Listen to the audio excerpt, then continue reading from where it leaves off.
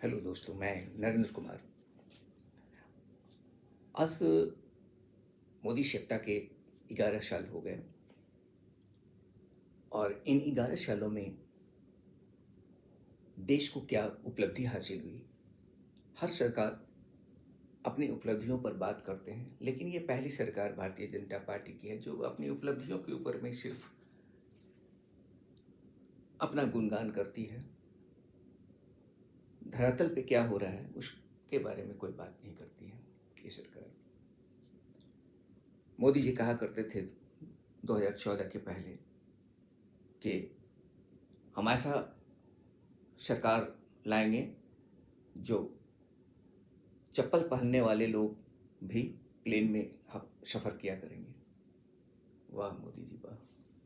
तो आज हम लोग थोड़ा देखते हैं कि मोदी जी के काल में अभी तक पिछले 11 सालों में क्या क्या देश में हुआ, क्या क्या बढ़ा। तो आइए एक नज़र डालते हैं। सबसे पहले तो मैं ये कहना चाहूँगा कि मोदी तेरे देश में, जनता लुटे बाजार में, क्या से क्या हो गया मोदी तेरे राज में। पेट्रोल डीजल 100 पार हो गया, 40 का दूध 70 हो गया, सब्जियों के दाम दुगने हो गए, खानों के तेलों के दाम 2.5 गुने हो गए। देश का 80% धन चंद पूंजीपतियों के हाथों में कैद हो गया। नोटबंदी के नाम पर जो जघन्य अपराध किया गया, उससे जनता के पैसा को सरकार अपने कब्जे में ले लिया। बैंकों के माध्यम से नए नोट चलाने के बहाने से, और उन सारे पैसों को लुटा दिया धनाढ्य लोगों के बीच। उस समय जनता त्राही त्राही कर रही थी, जनता के अपने पैसे हाथ से निकल रहे थे। मोदी जी ने ऐसा जाल, ऐसा कोठी फेंका कि सारे पैसों को अपने कब्जे में ले लिया देश का। ताकतवर से ताकतवर इंसान बन गया। गरीबी भुखमरी अपना चरम पर पहुंच चुका है। भुखमरी की विश्व रैंकिंग में भारत 106 पायदान पे खड़ा है। बांग्लादेश आज हमसे आगे निकला हुआ है। मीडिया भाजपा और आरएसएस का गुलाम हो चुका है। हमारी और आपकी बात कौन करेगा? कोई नहीं। बस हम अपनी बात कर रहे हैं, आपको अच्छा लगे तो ठीक है। 3 लाख व्यापारी जो छोटे छोटे इंटरप्राइजेस बिजनेस किया करते थे, वो देश छोड़कर भाग गए। इन 3 लाख व्यापारियों ने पूरे देश में 30 लाख का एम्प्लॉयमेंट जनरेट करता था। हमारे 30 लाख टेक्नीशियन, हमारे 30 लाख लोग बेरोजगार हो गए। अब कहाँ कहाँ बेरोजगारी घट रही है, कैसे घट रही है, आप इस चीज को देखें। ईडी, सीबीआई और चुनाव आयोग भाजपा का गुलाम हो चुका है। और आगे चलते हैं, बात करते हैं कि इनके राज में और क्या क्या हो गया। देश पर विदेशी कर्ज बढ़कर 2,05,000 करोड़, 205 लाख करोड़ का हो चुका है।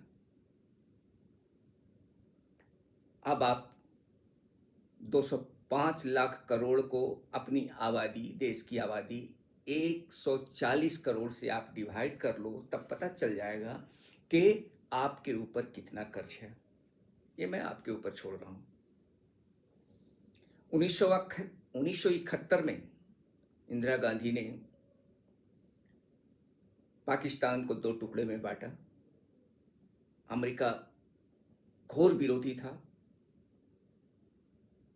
इंडिया के खिलाफ में जंग करने के लिए वहाँ की फौजें इंडिया के क्षेत्रों पर जमीन पे उतरने के लिए उसने 7वां बेड़ा भेजा था, जिसको चैलेंज किया था इंदिरा गांधी ने। उस समय भारत अमेरिका के सामने खड़ा था, आंख से आंख मिलाते हुए। आज वो देख लीजिए मोदी जी को प्लेन में भर भर के, हाथों में सिक्कड़ और हाथ कमर में जंजीर बांध करके एक खूंखार कैदी की तरह भारतीयों को निकाल कर फेंक दिया जा रहा है इंडिया में।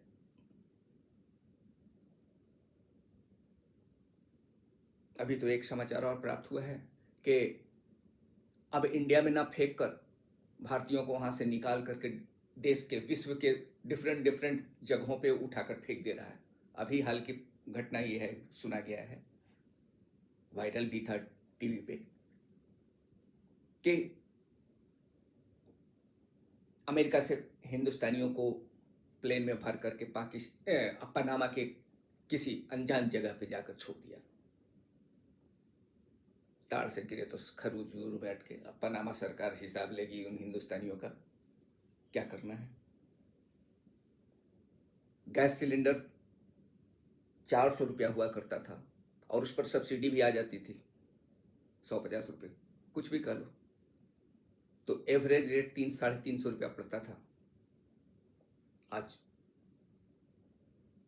लगभग 4 गुना बढ़ गया, 3 चौके 12, थोड़ा सा कम कह लो, 3.5 गुना, ठीक है। 22,000 करोड़ नोटबंदी के कारण सरकार ने लुटा दिया, 22,000 करोड़।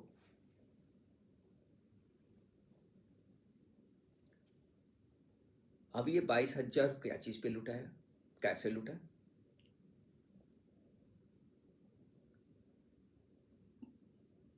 मार्केट में जब नोटबंदी किया गया था तब जितना रिजर्व बैंक ने नोट छापा था उतने सारे बैंक 500 के और 1000 के सारे रिजर्व बैंक को मिल गए। कुछ कुछ जाली नोटों की वहाँ पे चलन थी, 10 को 100 बताकर काफ़ी गुमराह किया जनता को।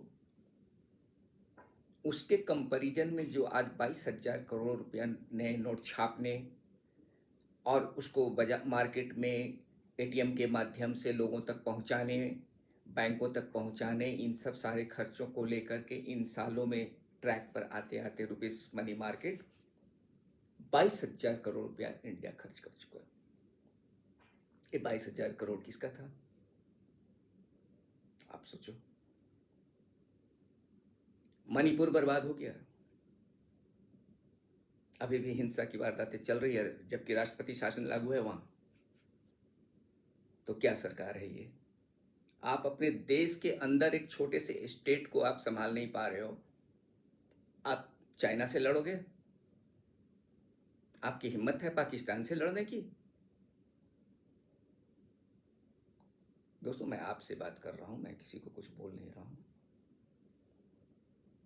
अब आप लोग इस पे डिस्कस करो, इस पे बात करो, तब समझ में आएगी ना। आज जितनी पार्टियां हैं सारे के सारे जो है ना रोड पे हल्ला करने वाले पार्टी, जो ज़्यादा ऊंचा बोल सकता है वही सबसे ज़्यादा नेता बड़ा बन जाता है। बदकिस्मती है कि इंटेलेक्चुअल क्लास के लोग जमीन पे बैठे हैं, जमीन सूंघ रहे हैं। उसको कहते हैं कोयल बेचारी क्या करे जब कौए गाने लग गए गीत। बुरा मत मानना दोस्त मुंह से निकल गया है, गलत चीज देख रहा हूं सामने।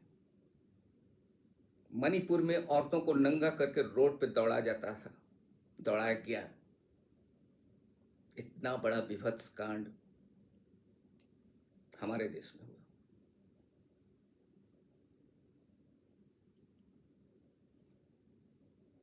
अमेरिका तमाचा पे तमाचा मारता जा रहा है मोदी जी।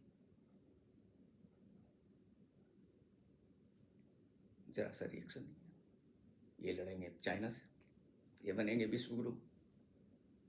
माफ़ करना दोस्त, मैं प्रधानमंत्री जी के ऊपर में इस तरह की बातें बोला, लेकिन मैं महसूस कर रहा हूँ, मुझे बहुत तकलीफ है देश की व्यवस्था को देखकर। तो चलो, मोदी है तो मुमकिन है। आज फिर इतना ही। Thank you, good night.